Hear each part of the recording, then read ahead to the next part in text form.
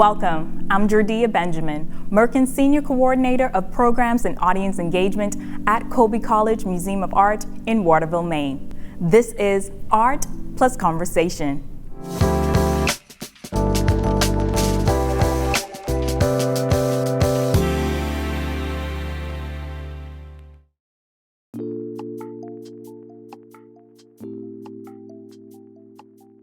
Art+Conversation is the museum's multimedia program where we invite museum staff, Colby faculty, students, and external scholars to be in conversation in regards works on view, current exhibitions, and works from our collection.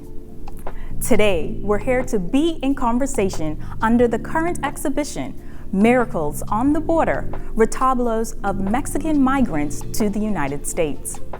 Before we begin our conversation, we will have our CAT's curator of modern and contemporary art, Diana Tweet, to walk us through a few of these objects.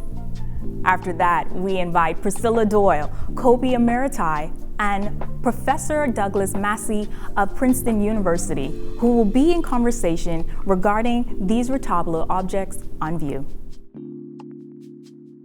I'm Diana Tweet, CAT's curator of modern and contemporary art and venue curator for Miracles on the Border, Retablos of Mexican Migrants to the United States. We're honored to present this exhibition, which was organized by the Princeton University Art Museum, featuring 50 retablos given to the museum by Douglas Massey and Susan Fisk and Jorge Durand and Patricia Arias. This exhibition offers an extraordinary opportunity to experience first-person accounts of transnational migration. Expressions of gratitude for a personal miracle, Mexican retablos are small, votive paintings that consist of three basic elements: a holy image, a pictorial rendering of an event or of the prayerful supplicants who commissioned the painting, and a textual account, frequently located in the lowest register of the image. Most retablo artists are untrained, but this does not inhibit the ambition of their compositions. The events commemorated on this subset of retablos range from surviving the crossing of the Rio Grande, to having overcome medical problems, to Thanksgiving for a safe return to Mexico. These accounts contain intimate details and may include specific biographical information. Some incorporate photographs, a cherished item with which to part. One retablo, dating to 1947, is painted on a sheet of metal used for license plates. See the raised edge. Here, Manuela Sanchez expresses her gratitude for the survival of her son and his wife after a car accident near El Paso, Texas, that occurred over a decade earlier, in 1934. We see the car having gone off the road after a sharp curve. The three figures are positioned outside of the detailed landscape, with a tall tree effectively serving as the narrative break between past and present. At top, the clouds are painted in such a way that they echo the blue robe of the Virgin de San Juan de los Lagos. In another retablo, dating to 1954, Miss Josefina Rivera gives thanks for having survived a fall beneath the wheels of a bus in Brownsville, Texas. Pictured in a delicate palette and with considerable perspectival sophistication are the wide streets and tall buildings of the city. Its austerity and proportions imply that it may feel forbidding or unwelcoming. At the left, the oversized figure of Josefina cannot be missed on the ground under the bus. We hope you enjoy this conversation.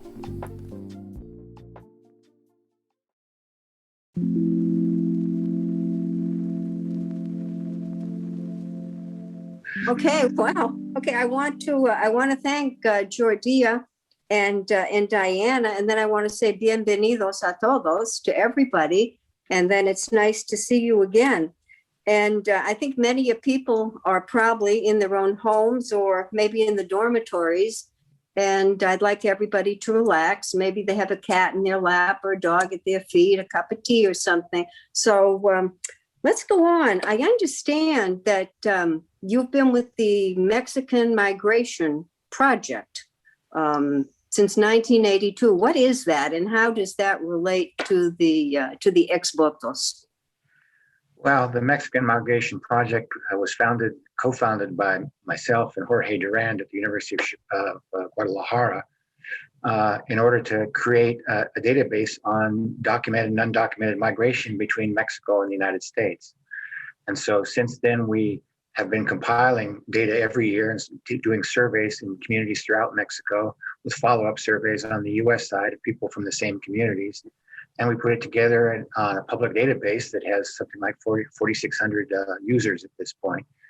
And at some point around 1989, we took a trip up to San Juan de los Lagos in the state of Jalisco because we knew it was a pilgrimage site where people left these paintings called retablos.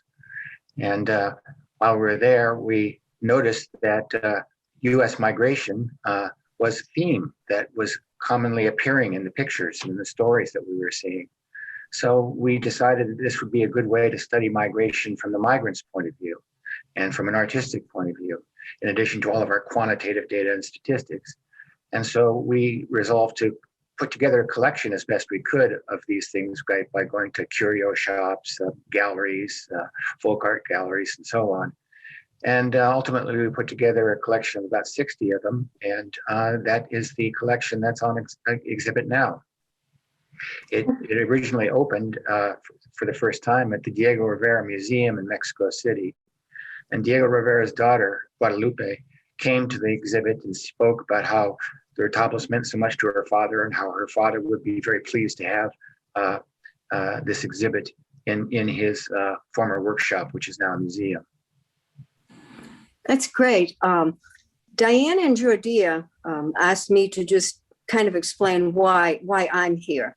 And it's basically because of the advocacy work that I did in Maine and continue to do with Spanish-speaking migrant workers. I worked through a nonprofit called Maine Safe, Maine Service Advocates in Foreign Languages and English. That's why it's called Maine Safe. And basically, language is the operative word here. And through a network with the state, we managed to come into contact with a lot of people who were interested in helping migrant workers, both in the economic sector and their well-being. So in all of that, I'm going to say basically, we went to jails, we went to prisons, we went to doctors' offices, we were in touch with INS, we were in touch with consulate services, we were heavily involved in a deportation hearing. So we did a little bit of everything. But our signature program was basically something that was born out of a tragedy on September 13th, 2002, up in Aroostook County. A group of migrant workers in a 15-passenger van were going to work in the early morning. And the van, the back tire hit something on the bridge. The van flipped over. 14 men drowned. 1 man survived. That in itself was a miracle. And out of that, the Department of Labor and Forest Resource Association contacted me because they were interested in safety. So I set up a van safety program. And then I gave American Red Cross first aid CPR courses. And I could do that because of my Spanish and also because I'm certified American Red Cross instructor. And so that's basically why I'm here. And these retablos, the ex votos, are very near and dear to me. So tell us a little bit about the book, Professor Massey. Where would you put it in the library? I would put it as kind of an art book. I think it's a good coffee table book. I took all the color photos of the retablos myself.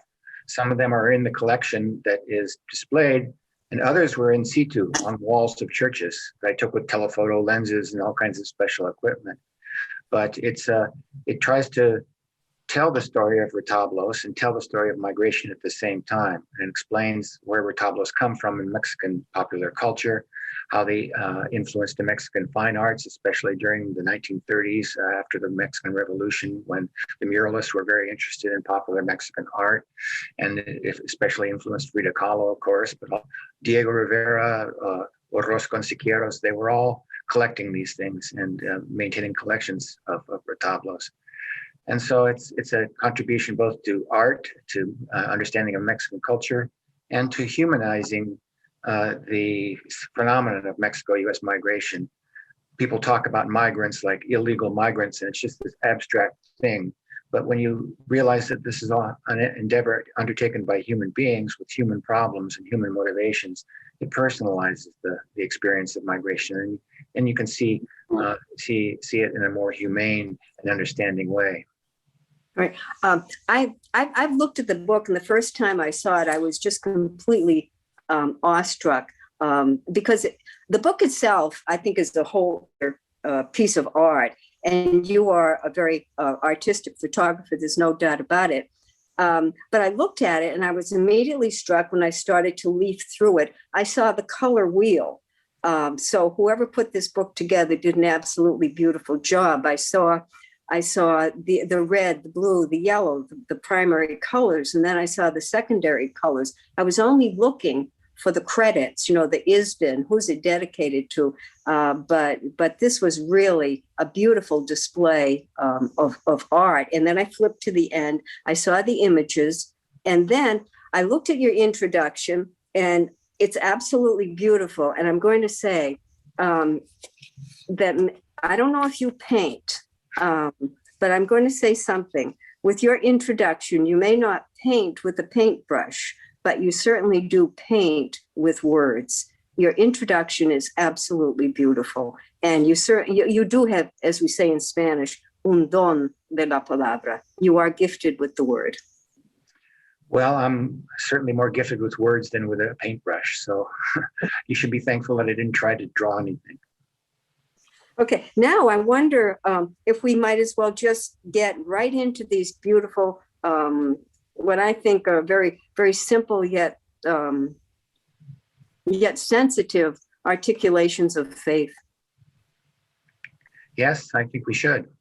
Okay, go for it. This particular retablo is interesting to me for a variety of reasons. But first, let me read to you an English translation of the text that you see in the bottom part of the picture. The misfortune happened to Mrs. Tiburcio Gallego on the 24th day of January of 1917 in the town of Dangerfield, Texas. She was walking along a train track holding a little boy by the hand. As she went over a bridge, some workers with trunks overtook them in a push car. Being unable to move to either side, she invoked the holiest Virgin of San Juan and suffered no more than a few blows, and the little boy no more than a glancing blow, having freed himself from greater danger. In thanksgiving, she dedicates this retablo. Now, this is important because it shows how ancient Mexican migration to the United States is. This is in 1917, and Mexican migrants came into the United States when the railroads that were paid for and financed by American business interests pushed into Mexico in the late 19th century to connect Mexico's rural areas to markets in the United States. And when the lines went down from north to south, recruiters came along with them looking for laborers. And Mexicans formed the basis of the rail crews that maintained the rail tracks in the Southern Pacific Railroad. And this was their original entree into the United States. By 1917, what had started as a trickle around the turn of the century had become quite a big flow, especially after the United States entered the First World War. The immigration had stopped when the war broke out from Europe, and so Mexicans were being recruited all over the country for labor. And this is how Mexicans got into the city of Chicago. They came up on the rails, and they were recruited into the field, into the factories and steel mills in Chicago. And that's why Chicago has such a large Mexican community today. But it goes back to the early 20th century. I also like it because you can see the charming way that they write these things. These are people that are not necessarily that literate, she probably told the story to the retablo painter, and he or she transcribed it. And they use, I like the way they use some words like puchicaro is the push car. That's an anglicization. And you always have to be careful and look at the text to see the little nuances there. But this is a classic retablo with a scene, a picture of the Virgin, and the votive painting people with in their acts of thanksgiving, and a text describing the miracle that happened. It's very simple, but this is a classic retablo. This is another interesting one. Finding myself suffering from bad cramps, I was confined for days in a sanatorium in Nebraska, U.S. Finding myself in such a sad situation, I invoked the Lord of the Saucito, the Virgin of Guadalupe, and the Virgin of San Juan that they should give me health. And this is from Bernabe H., maybe Hernandez, and his wife, Caterina. And you can see them paying thanks. And you can see him in his little bunk bed in the sanatorium. This was in the 1940s, and this was after the onset of the Bracero program. In the Second World War, in 1942, the U.S. Put together a binational treaty that set up a recruitment program called the Bracero program that brought Bracero migrants into the United States for farm labor. And so he was probably working at a farm somewhere when he got sick and had these cramps. And being so far away from home and isolated, away from his family and from the culture that he knew, he was so desperate that he not only invoked this Virgin of San Juan, but also the Virgin of Guadalupe and the Señor del Saucito, another local deity image in the state of Guanajuato.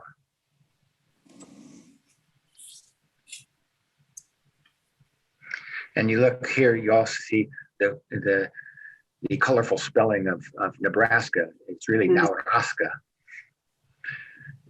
They have a hard time with English place names oftentimes in these things. Women face special difficulties in the migration process. They're very vulnerable, especially during the process of border crossing. And this is from Concepcion Zapata. I dedicate the present retablo to the holiest Virgin of San Juan de los Lagos for having saved me from a Texan who tried to carry me off. I hid under a tree by the side of the road with my little brother, Concepcion Zapata, San Luis Potosí, May 10th, 1948. So this is again during the Bracero era, when the temporary worker programs were in full swing.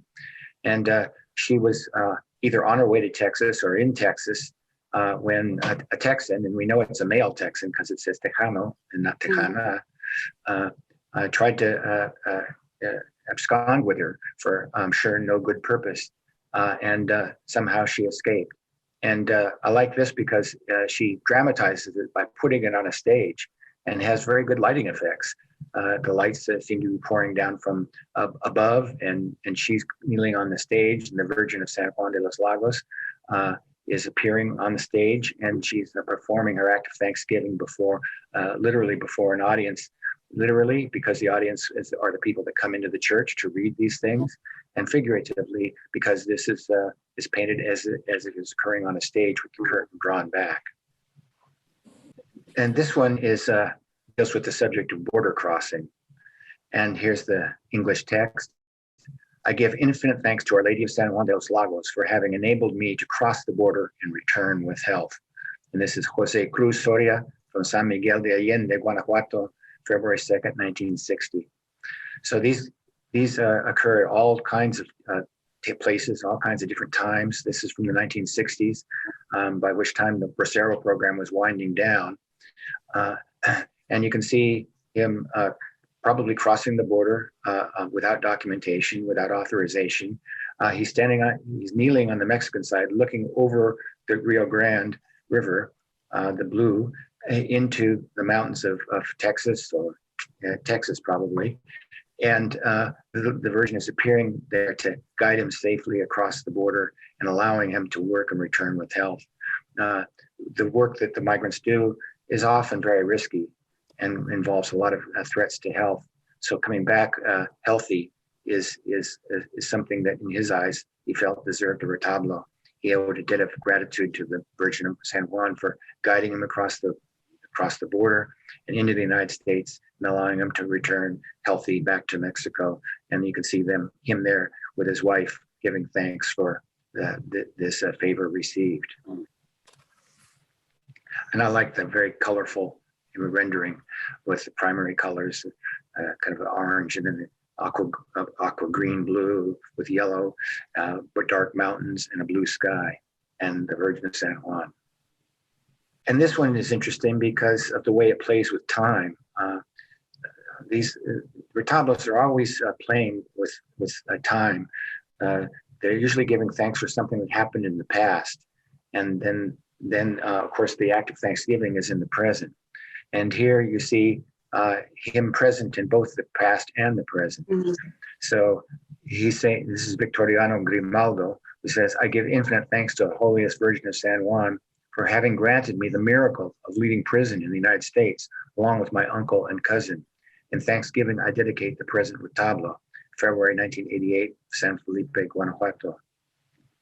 And you see him in jail, and to the left side of the picture, he's looking out hopefully at the future where he will be back in Mexico. So he's looking out from a jail in the United States into an imagined future where he is giving thanks. And of course, that future comes true because he got out of jail and then felt a debt, an obligation to travel to San Juan de los Lagos in the state of Jalisco to give this retablo of thanks. And you see him happily back. And I don't know if it's intentional, but it's kind of otherworldly in the way it's kind of almost transparent when he's looking into the future there. And I like the border, which is very nicely done as well. Migrants, like normal people, get into trouble from time to time and end up in jail, sometimes for major things, sometimes for minor things, sometimes just simply for being present without documentation. And they're very thankful when they get back to their families and their villages in Mexico. Here's a good example of how the retablo motif affected the art of Frida Kahlo. When the French discovered her, they proclaimed her to be a surrealist. And she's always denied it. She said, I'm not a surrealist, I'm just a retablo painter. And most of her pictures are painted on tin, which is the medium that retablos are classically painted on. And they often have the form of a retablo, and sometimes they are very exactly a retablo with text and language and images. This is inspired by retablo. She's standing on the Mexico-U.S. border, and you can see the ancient Mexico to the left, and the mechanized industrial United States to the right. She spent a long time in Detroit and San Francisco and New York with her husband Diego Rivera when he was painting murals in those places. And this was probably inspired by her visit to Detroit, where she had a miscarriage and actually painted a retablo to that effect when she was in the Henry Ford, a picture of her in the Henry Ford Hospital when she had her miscarriage. So this is again on tin, and it's a great show of Mexican motifs to the left with the skull from Day of the Dead, the flowers, the roots, the image, the pre-Columbian images, and the ruins of a pyramid in the background, with the sun and the moon, the two symbols of the Virgin of Guadalupe, and then very important in the cosmology of the Aztecs as well. Thank you so much. That was beautiful and beautifully inspired. And I am glad that you did put Frida in there, especially since you've referred to Diego's daughter. Tell me something. How does Princeton incorporate this collection into its curriculum?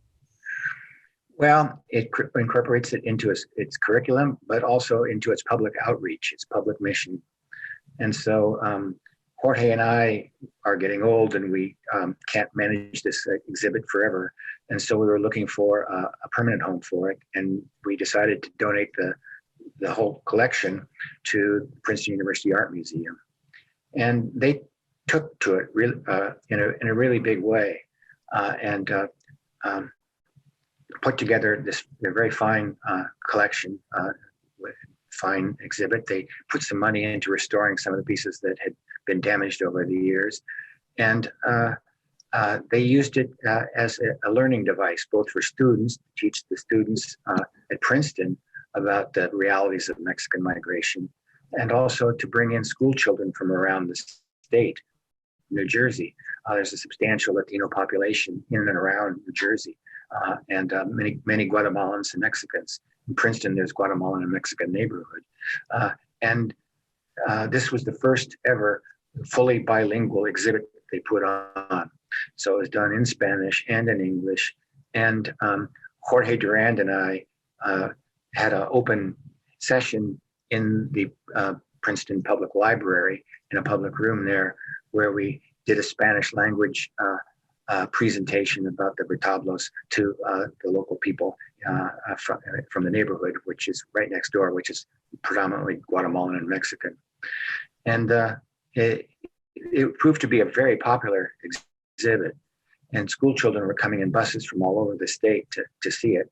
And I talked to one of the guards there, and he said, that's the only exhibit I've seen where people come in and then they don't leave. Usually you go through a gallery quickly and you just look at the pictures, but these pictures have text, and people always stop and read the text and think about what was happening to the person. And they spend a lot of time in the gallery. So it makes an impression on people, and they come to understand at a very human level what migration is really about. It's a human endeavor. People are trying to improve their lives through migration, and anything that can possibly happen to a human being ends up in votive art on the painting, in these paintings in churches in Mexico. Especially the Church of San Juan de los Lagos is probably the biggest site for pilgrimages for votive painting, votive acts. It's in the state of Jalisco, which is in the core of Mexico's historical migration center, centered area, where migration has been present in people's lives for more than 100 years. So that's why there's so many migrant-themed retablos that we found at the Virgin of San Juan.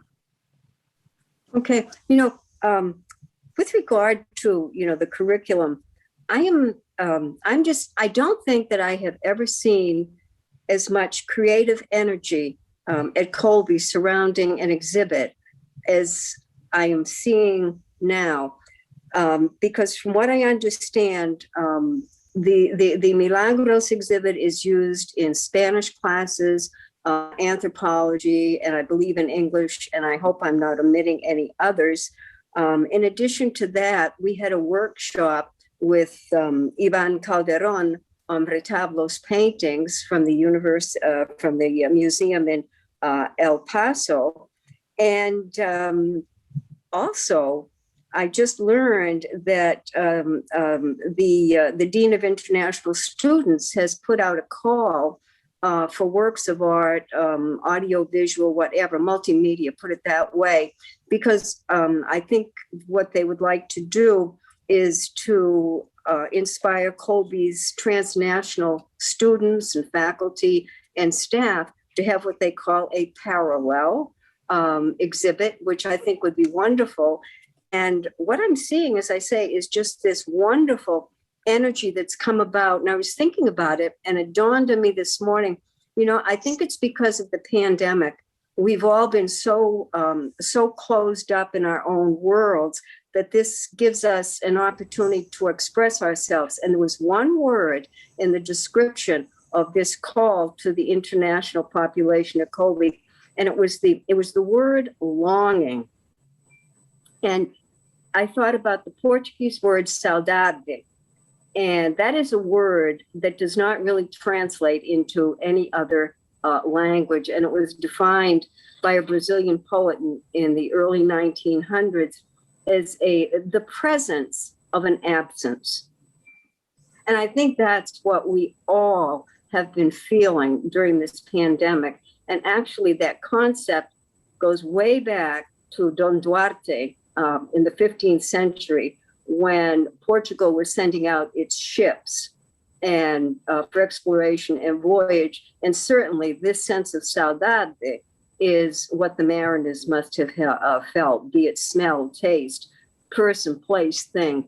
And this is what I think the pandemic has done to us. And I think that this Retablos exhibit has really energized all of Colby into a degree of creativity that I don't think I've ever seen come from one exhibit.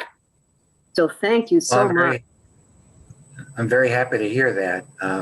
We put it out to the wider public to educate and to inspire.